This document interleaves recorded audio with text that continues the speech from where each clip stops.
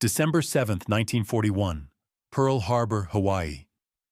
The morning broke calm and luminous over the Pacific, the sky streaked with gold and coral light.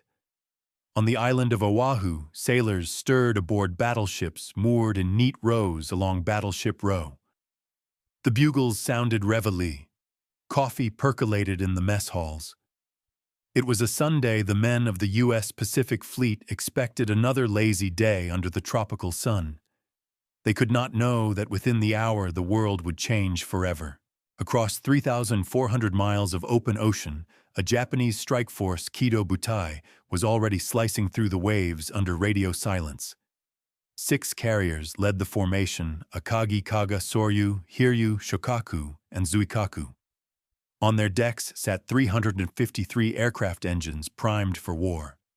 Commanding the task force was Vice Admiral Chuichi Nagumo, executing the plan conceived by the mastermind of the operation, Admiral Isoroku Yamamoto.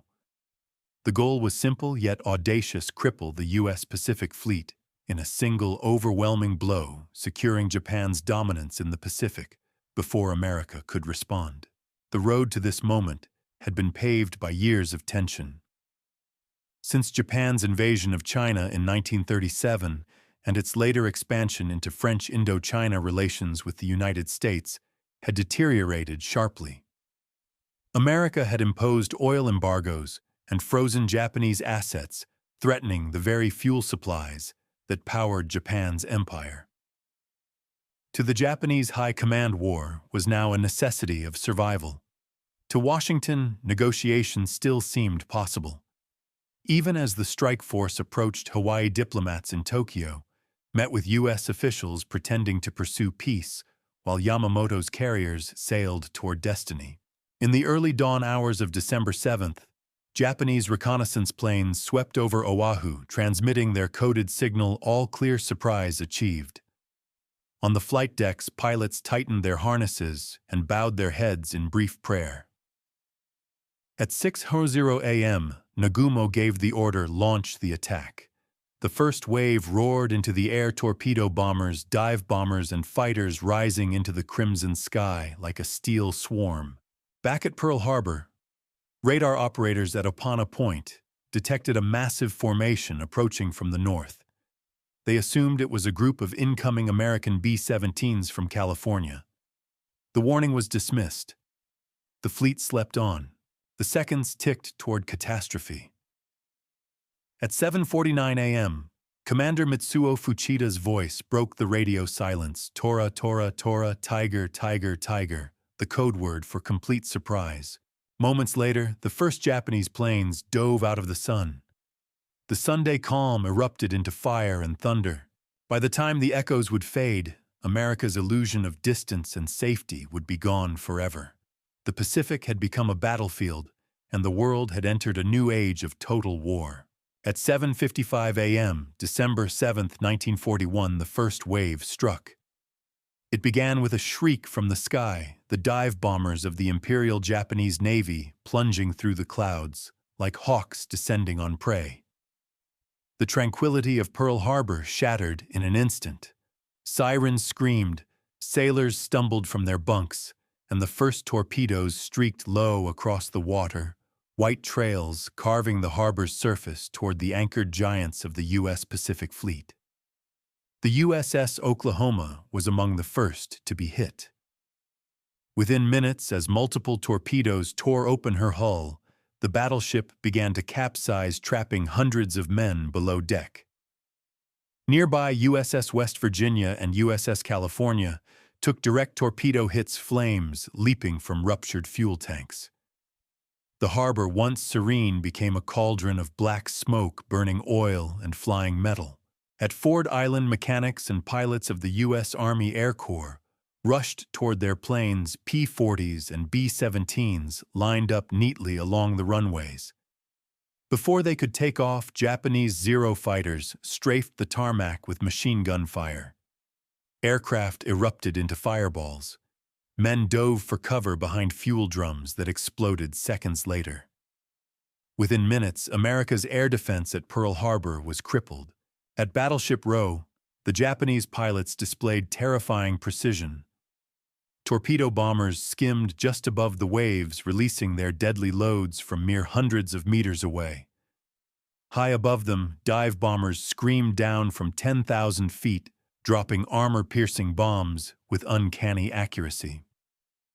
One by one, ships were hit: the USS Tennessee, the USS Maryland, the USS Nevada, each swallowed by waves of smoke and fire.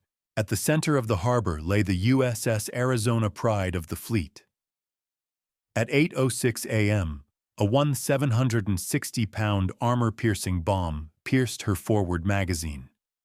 The ship erupted in a single apocalyptic explosion.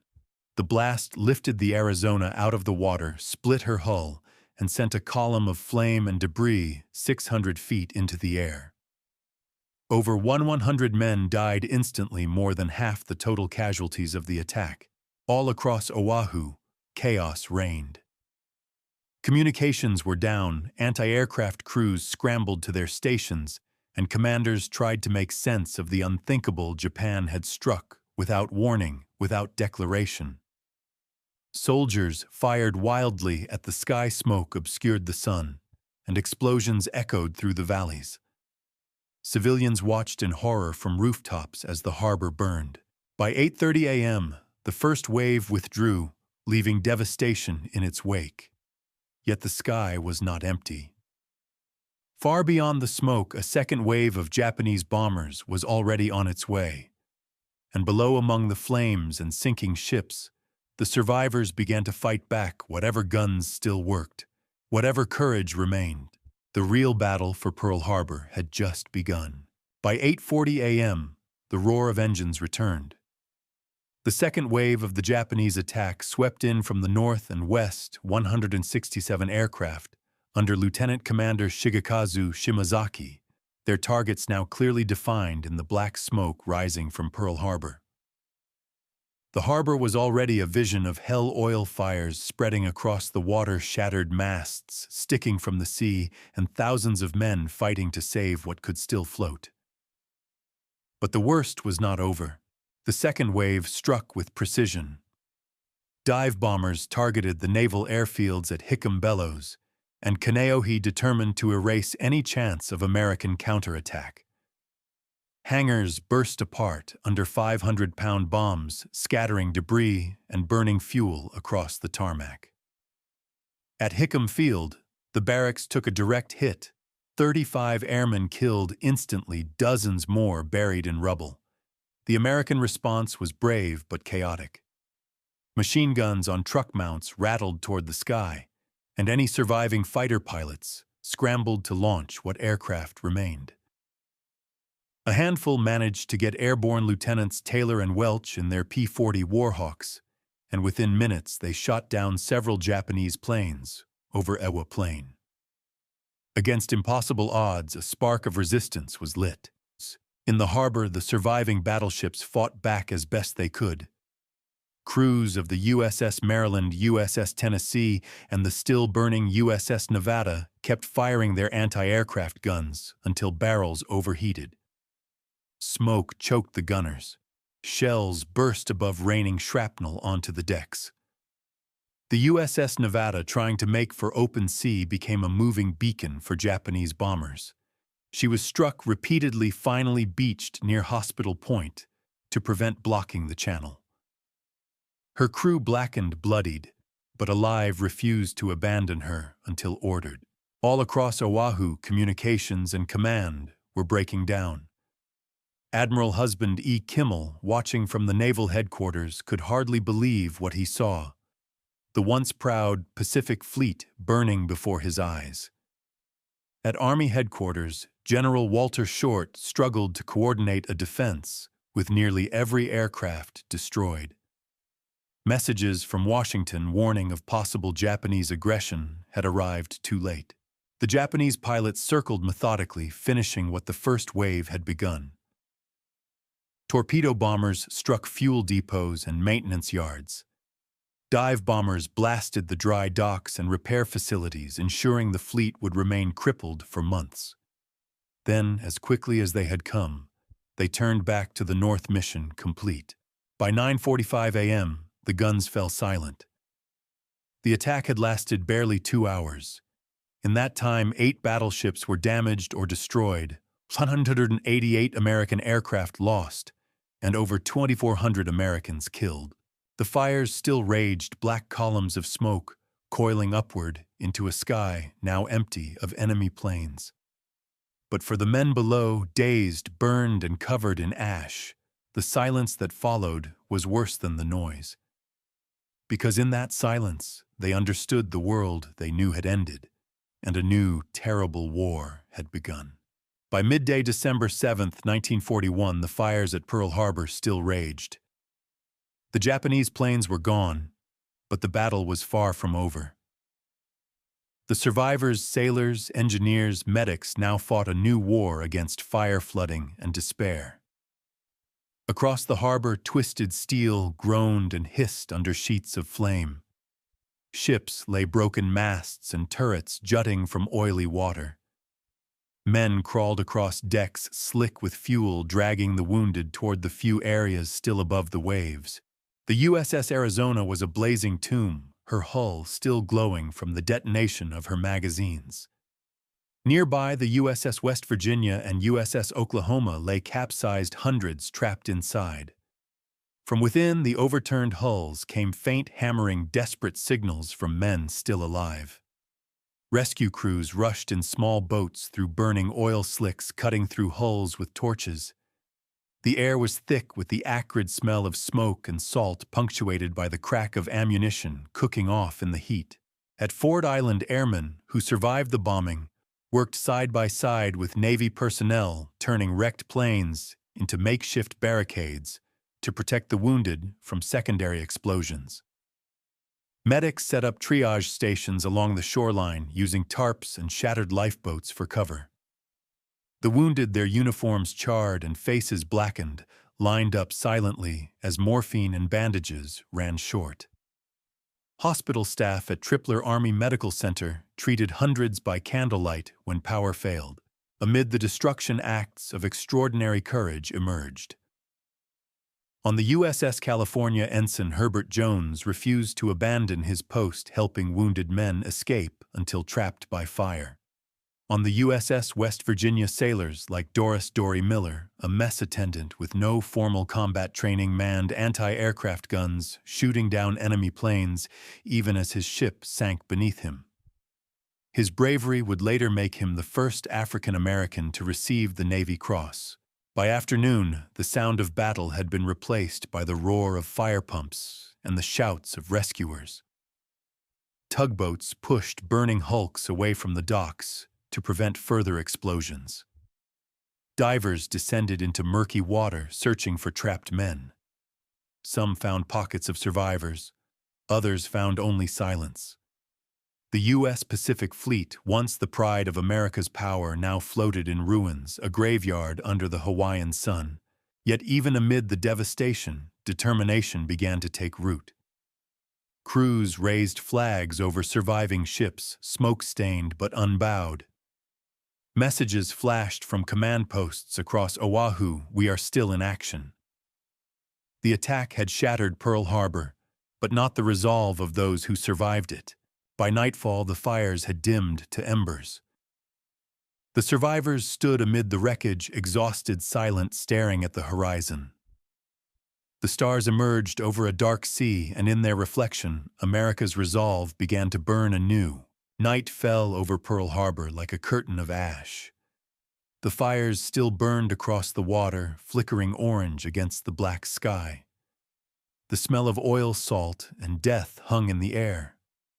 All through the night of December 7th, the survivors of the U.S. Pacific Fleet worked relentlessly, rescuing, digging, fighting to keep the living alive and the dead from sinking into silence. By midnight, the harbor was transformed into a grim tableau, half-sunken ships glowing red beneath the flames, cranes silhouetted against the smoke, and hundreds of men still at their posts refusing to rest. Searchlights pierced the darkness as Navy divers went down again and again into the wrecks of the USS West Virginia and USS Oklahoma, guided by faint tapping from trapped sailors below. Each metallic knock was a plea for life. many would not be heard in time. In the distance, the USS Nevada still smoldered where she had beached herself. Nearby sailors lowered charred flags and replaced them with new ones, smoke-stained but upright. At 2 a.m., Admiral Husband E. Kimmel, who had watched his fleet burn from headquarters, finally stepped outside. He removed his cap and looked across the harbor, the twisted silhouettes of battleships reflected in the water. His uniform was ash gray from smoke, his eyes hollow. He knew his command was lost, and that history would remember his failure. Yet beneath the grief, something else took hold, a hardening of purpose that would soon spread across the nation. By dawn December 8th, the first rays of sunlight broke through the haze, glinting off the scorched metal and floating wreckage. Hundreds of sailors stood in silence on the surviving decks facing the east. As the light touched the harbor, they raised their hands in salute, a quiet vow that the fallen would not be forgotten. In that still morning, the cost of peace had become unmistakable. America's slumber was over. Within hours, word reached Washington air raid on Pearl Harbor. This is not a drill. President Franklin D. Roosevelt, his face set with grim resolve, began to dictate the words that would define a generation. Yesterday, December 7th, 1941, a date which will live in infamy. Across the Pacific, Japan celebrated, but in that celebration lay the seed of its own destruction. For while the rising sun had struck its boldest blow, it had also awakened a giant one that would never again sleep. The smoke over Pearl Harbor lingered for days, rising like a black scar above Oahu. The once proud battleships lay still, half-sunken and silent, a floating graveyard that marked the end of America's innocence. As rescue and recovery continued, word of the attack spread with lightning speed across the mainland. Radios crackled from New York to San Francisco. Newspapers rushed out extra editions, and in every American city, people stopped in the streets, listening in stunned disbelief. The Pacific Fleet, the symbol of U.S. power, had been struck down in its own harbor. But where Japan expected shock and paralysis, it found something else: unity. Within 24 hours, recruiting offices overflowed with volunteers. Long lines formed outside armories, young men clutching newspapers that bore a single searing headline: Japan attacks U.S. Across the nation, families hung flags in their windows, not in mourning, but in defiance. In Washington, President Franklin D. Roosevelt moved with calm determination. On December 8, 1941, he appeared before Congress, his voice firm and clear. Yesterday, December 7, 1941, a date which will live in infamy, the United States of America was suddenly and deliberately attacked by naval and air forces of the Empire of Japan. As he spoke, the Capitol was silent, except for the scratch of pens recording his words. When he finished, thunderous applause shook the chamber. The vote for war was nearly unanimous, only one dissent. That afternoon, America was officially at war. Across the Pacific, Japanese leaders celebrated what they believed was a decisive blow, but their victory was already unraveling. The attack had united a divided nation, awakened a vast industrial power, and forged an unbreakable resolve. The sleeping giant, as Admiral Yamamoto would later call it, had truly awakened. In the days that followed, the American dead were laid to rest in quiet graves under the Hawaiian sun. The USS Arizona would remain where she sank, entombing over 1,000 men. Her rusted hull became a sacred memorial, a reminder of sacrifice and the moment a nation transformed. Factories in Detroit, Pittsburgh, and Seattle roared to life. Shipyards along the West Coast began building a new navy, faster, larger, and more deadly than the one that had burned in the harbor.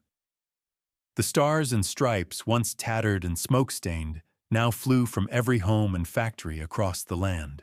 Within 6 months, American carriers struck back at Midway, and within 4 years, the war that began at Pearl Harbor would end in Tokyo Bay.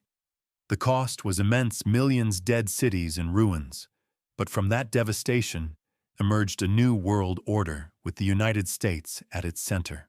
The calm waters of Pearl Harbor today mirror the sky as they once did that fateful morning.